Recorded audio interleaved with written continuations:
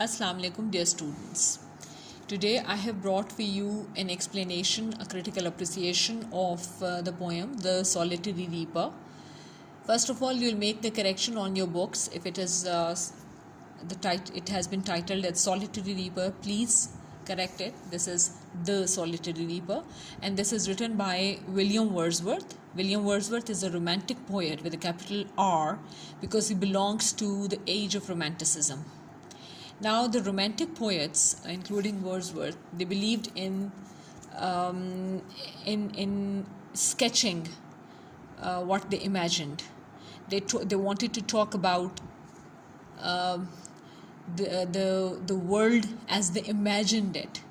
So before Romantics, this was not thought of as proper for poets to give out in poems their fantasies and their imagination, because poets thought, or critics thought, that literature was meant to moralize. Literature was meant to teach people morals. So if you talked about if you talked about your imagination, if you talked about or wrote about your fantasies, you were kind of corrupting literature. So and then imagination and fantasy is something that is very individual to a person. So there is no use writing poems on subjects that are so individualistic. It is better to write on objective truths.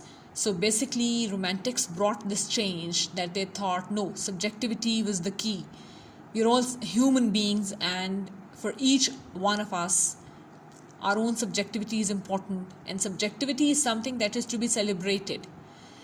So it's not something to be rejected and to be ignored.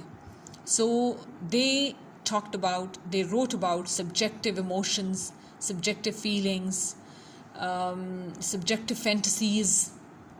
So here in this poem, because I know most of you must have read Daffodils by Wordsworth, and Wordsworth is not new to you, to many of you. We know Wordsworth as a nature poet because he finds something that he finds most interesting and most attractive is nature. He is most attracted by nature and all that nature offers. For Wordsworth, nature is a teacher. Nature is a nurse. Nature is a priest. Nature is a mother. So when he looks at nature, he looks at all these characteristics of nature, all these faces of nature, and he looks at nature as something that soothes you, that teaches you, that nurses you, that mothers you.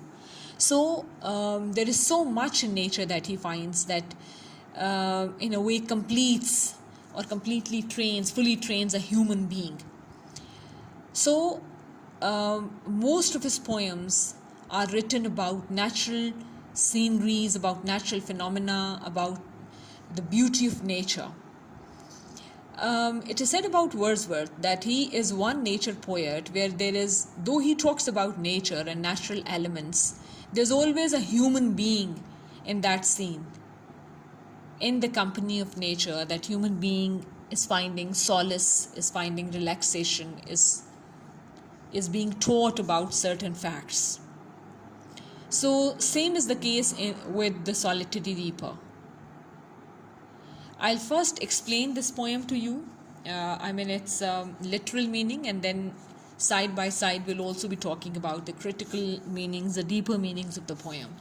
Basically, in the poem, the speaker is passing by a valley, and there in beautiful fields he finds one girl who is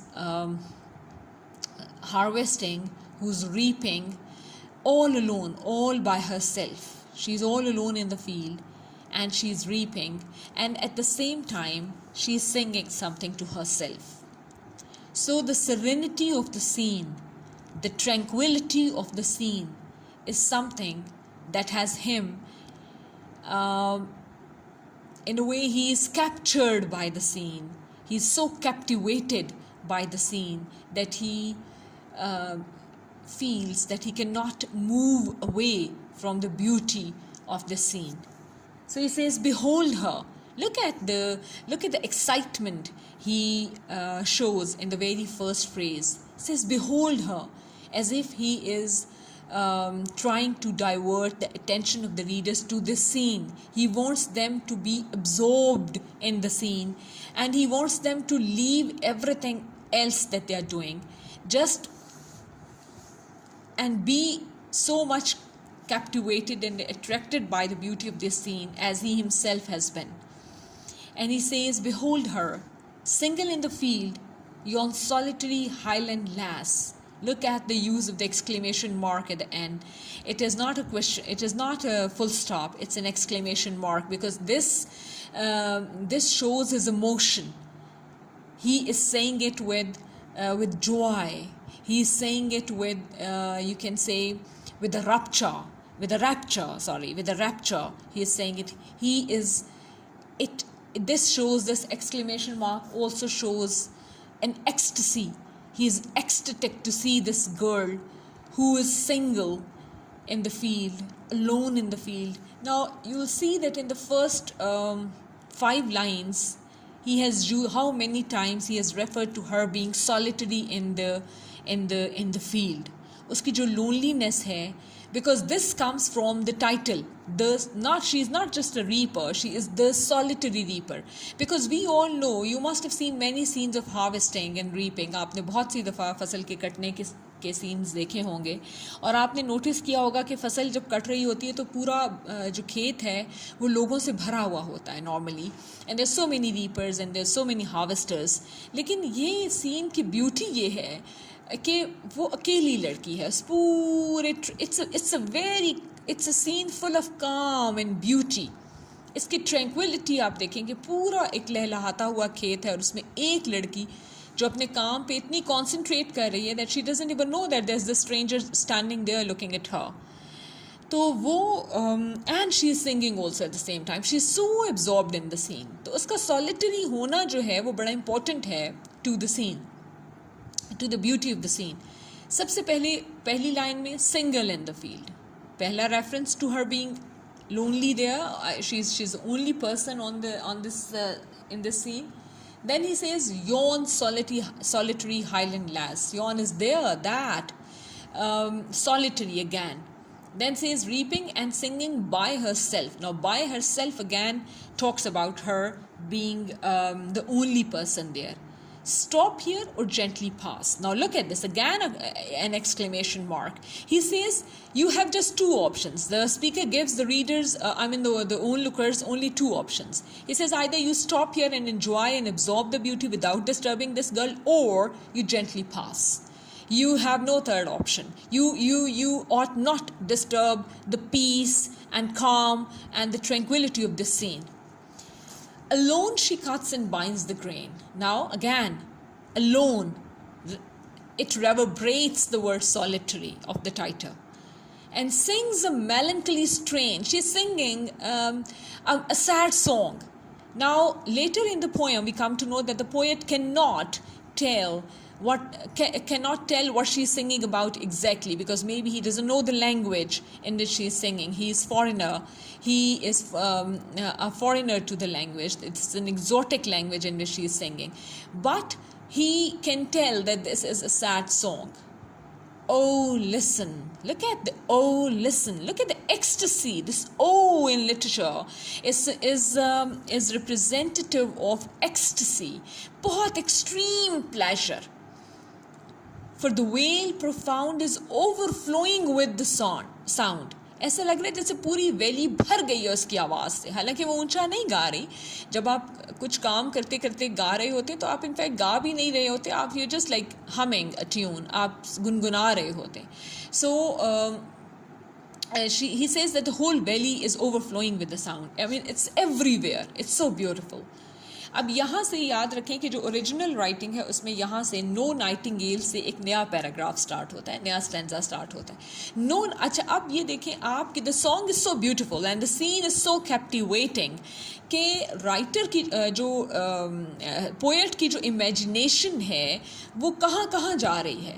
because you see what triggers a poets imagination, what gives his imagination wings is beauty, is anything that is so captivating, is anything that is so beautiful. Excuse me. So what happens?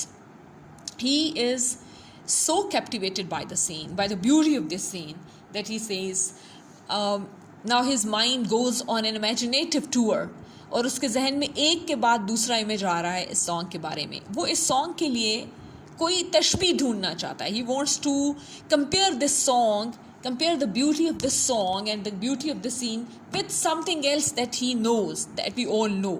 तो उसको Nightingale का song याद आता है, बुलबुल के गाने याद आते हैं, फिर उसको कुकू के गाने, कुकू बर्ड के गाने याद आते हैं। लेकिन वो ये इस नतीजे पर पहुंचता है कि कोई भी सॉन्ग इस सॉन्ग से ज़्यादा प्यारी नहीं है। First he says, no nightingale did ever chaunt more welcome notes to weary bands of travelers in some shady haunt among Arabian sands.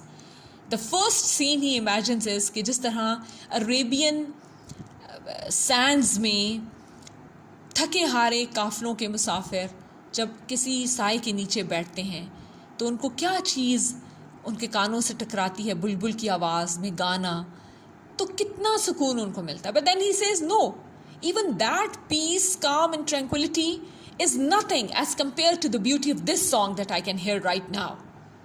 और फिर दूसरा ख्याल उसके जहन में आता है, a voice so thrilling never was heard in springtime from the cuckoo bird, breaking the silence of the seas among the farthest Hebrides. वो कहता है समंदर पे दूर पार सफ़र करते हुए लोग शिप्स में बड़ी बड़ी अकेले तन्हाई का शिकार, because on the sea you're all alone, I mean, and you travel for months at a stretch sometimes. So वो कहता है कि उनके लिए कितनी खूबसूरत होगी कुकू बर्ड जब गुजरे और उसकी आवाज़ आए तो कितना cheerful हो जाता है सब कुछ। But he says no, even that cuckoo bird song on the farthest sea Hebrides cannot be as beautiful as the beauty of this song. So what does it show? That the song is so beautiful that the writer's imagination is triggered and he is thinking of other such beautiful songs, but he cannot find a comparison between the beauty of this song and the beauty of other songs of the nightingale and the cuckoo bird. There is nothing in nature, maybe no song more beautiful no song so pleasing to human ears as is this beautiful song that she is singing right now. And then of course it is aided by the beauty of the scene, of the whole scene. Will no one tell me what she sings? Now he gets interested in the content of the song. ऐसा क्या गा रही है कि इतनी खूबसूरत music है, इतनी खूबसूरत टोन है, इतनी absorbed है उसमें, ऐसा क्या गा रही है? You see, when you hear a very beautiful song in a foreign language and the tone and the tune appeals to you so much that you are intrigued about the content of the song. और फिर वो खुद ही अंदाज़ा लगा रहा है। ये जो है ना, ये दो जो स्टैंजाज हैं सेकंड और थर्ड, ये आप देखें कि they are very rich with imagination. इनके अंदर जो राइटर है, जो पोएट है, उसकी इमेजिनेशन बहुत इमेजेस लेकर आ रही है, कभी नाइटिंगेल के अरेबियन सैंड्स के अंदर, कभी कुकू बर्ड के सीज़ के अंदर। तो इसका मतलब है कि ये जो रिचनेस ऑफ इमेजिनेशन आई है एकदम उसके अंदर, वो किस चीज़ ने ट्रिगर की है? इस सीन की ब्यूटी ने और फिर इस सॉन्ग ने जो वो गा रही है। वो सोचने की कोशिश करता है कि शायद perhaps the plaintive numbers flow for old unhappy far off things and battles long ago. Maybe she belongs to some tribal setup, और ये कोई tribal wars और battles और fights हैं जिनके बारे में वो सोच रही है, कुछ unhappy occurrences हैं past के। Or is it some more humble lay familiar matter of today? या आज ही कुछ ऐसा हुआ है उसकी ज़िंदगी में जिसके बारे में वो सोच रही है? Some natural sorrow, loss or pain that has been and maybe again, or maybe she has suffered a natural loss or a sorrow or a pain and she is like that pain has been there and may happen again. So he's trying to guess what the song is all about, and you see so many question marks in the stanza. What does it show? It shows curiosity. Question marks show curiosity. And then again, as I told you, that his mind is so full of images. It's his imagination takes a flight. His imagination gets wings, and there is such a richness of images in these two stanzas that tells that his imagination has taken a flight, triggered by the beauty of the scene plus the beauty of the song that she is singing. Then at the end he says, whatever the theme, the maiden sang as if her song could have no ending. I saw her singing at her work and over the sickle bending, कि बस उस पे झुकी हुई है अपनी दरांती पर और काट रही है उसको फसल को और बस गाती जा रही है. और ऐसा लगता है as if it is a never ending song, it is a never ending scene, it will never end. I listened, motionless and still. ऊपर उसने क्या कहा था? Stop here और gently pass. See, ऐसा लगता है कि इस song ने उसको पकड़ लिया है, जैसे वो move नहीं कर सकता. He's motionless and still, he listens. And as I mounted up the hill, जब वो जा रहा है उस वैली से ऊपर पहाड़ की तरफ अपने रास्ते पे जा रहा है, ये दो लास्ट लाइंस जो हैं पोएम के, ये लिटरेचर के अंदर बड़े फेमस लाइंस हैं और बड़े oft coated and oft repeated lines हैं. The music in my heart I bore, long after it was heard no more. ये दो लाइंस जो हैं ये वर्ड्सवर्थ के पोइट्री में पावर ऑफ मेमोरी को शो करते हैं. वर्ड्सवर्थ के लिए मेमोरी एक बहुत अहम रोल प्ले करती है.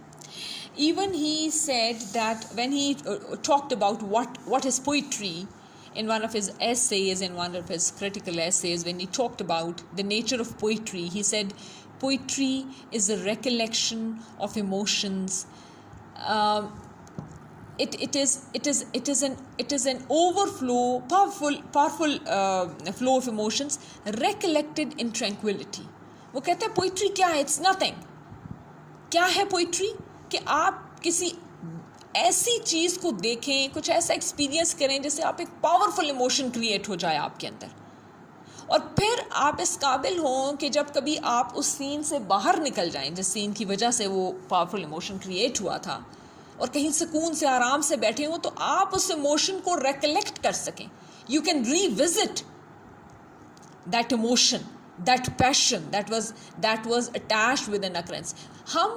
हम वाक़यात को याद कर सकते हैं, हमारी मेमोरी का बहुत से वाक़यात हिस्सा होते हैं, लेकिन ये एक कमाल की बात है और एक बड़ी आप समझें कि अच्छी मेमोरी का कमाल है कि हम अगर उस मेमोरी के या उस हैपनिंग के साथ रिलेटेड इमोशन को भी एज इट इज़ रिक्रिएट कर सकें, रिकलेक्ट कर सकें, उसको हम रिविजिट कर सकें, तो ये बहुत बड़ी बात है. So the thing is that he in a way he you can say, अच्छा डैफोडिल्स के एंड पे भी आपको ये मिलता है कि वो कहता है कि मैंने डैफोडिल्स देख लिए, उनको एंजॉय कर लिया, लेकिन आज भी जब मैं अपने सोफे पर बैठता हूँ and I close my eyes they flash upon the inward आई. तो वो डैफोडिल्स जो हैं वो एकदम फ्लैश करते हैं वही सीन मेरे इनवर्ड आई में. इनवर्ड आई कौन सा है? The eyes of imagination, the eyes of your mind, the eyes of your soul, not the outward eyes. Outward eyes तो बॉडीली आईज हैं. तो ये वर्ड्सवर्थ के अंदर मेमोरी एक बहुत पावरफुल चीज़ है, एंड ही बिलीव्स दैट जैसे आप यहाँ पर आप ये भी कह सकते हैं, जैसे कि जॉन कीट्स ने कहा है अपनी पोएम में, a thing of beauty is a joy forever. It's that. He has seen a thing of beauty. The solitary reaper who's singing a beautiful melancholy strain, and she is working and all that, alone in the field. But then, it's a thing of beauty. But then Wordsworth has such a good memory that can make it a joy forever. So he feels that this is the beauty. This is how you make the beauty around you a part of yourself through your memory. You make it a permanent part of yourself, a permanent part of your existence, basically. So this is how a thing of beauty becomes a joy forever. So he says, ये music बहुत सालों के बाद भी जब वो scene ख़त्म मैंने देखे हुए कई अरसा हो गया, तो आज भी वो म्यूज़िक उसकी सॉन्ग का मेरे दिल में है, मेरे पास है. So this is the power of memory in Wordsworth. This is how the beauty that he experiences, the beauty that he encounters, the beauty that he witnesses becomes a permanent part of his existence, of his being, of his life, of his world. And he can recollect it in tranquility whenever and wherever he wants. तो ये है इस poem के meanings, और इस तरह आप इसको देखेंगे और इसके बारे में सोचेंगे. और inshallah in the next video I'll be doing the reading comprehension questions. I would ask you to read the poem carefully, and I would also like you to do some research on the poem and try to find some more critical meanings of the poem. Thank you very much.